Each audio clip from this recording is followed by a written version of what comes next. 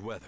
So we're wrapping up a very busy day of weather. We saw rain in valley locations, definitely lots of snow in the mountain areas. And now as we go into the evening hours, the sun has set. We are seeing a little bit of moisture lingering on the roadways. You can see a little bit of the sheen there in the lights, and temperatures have dropped below freezing. So please be careful if you're on the roads tonight, because we could see some icy spots with all that moisture. So just keep that in mind if you're headed out the door. Temperatures will continue to drop tonight. Again, we could see some of those icy roads, and then we are expecting more mountain snow in the days ahead. However, it should be winding down for tonight. So here's where our moisture is right now on our radar. You can see it's continuing to make its way south and east. We're still seeing some really light snow showers in the Sun Valley area, but you can see here the edge of the cloud bank is continuing to make its way east as well. So we should see the moon and stars peek out tonight as we go into the later evening hours.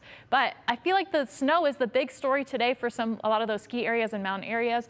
It does make for some treacherous travel. However, we are seeing that snow stack up for those ski areas. So 15 new inches just today for Brundage and 10 inches for Bogus Basin, and then Sun Valley and Tamarack both saw 5 new inches today. So because some of that snow can lead to those tricky travel conditions, we have these winter storm advisories in place. The winter weather advisory here in the purple, winter storm warning is in the pink. And the difference between warning and advisory is just warning is happening right now. Advisory means, hey, we could see some of these dangerous conditions in the days ahead. And if you'll notice right in the middle, there's this really little piece right here that's an avalanche warning. And it actually extends farther than you can see on this map.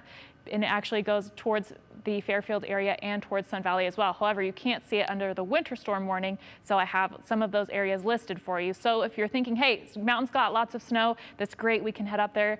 But just be really careful if you're going in the backcountry, because we could see some dangerous conditions in all these areas. This is not a complete list, but it's definitely some of the popular areas. So the moisture is wrapping up for today. However, we do see a chance of some light snow showers in the western portions of the state in the very early morning hours tomorrow. That will continue to track its way east. We may see some of that in the Twin Falls and Jerome area, but Friday is pretty much a break for us. Friday and Saturday, we'll see a break in the moisture, then it starts to come back on Saturday night. So you can see today we're not expecting a lot more for those mountain locations, and then again you see Friday and Saturday is a bit of a break. Now watch how this fills in here as we talk about Sunday. You can see about a couple more inches. This is on the higher end of the estimates, but definitely a couple more inches expected for mountain locations.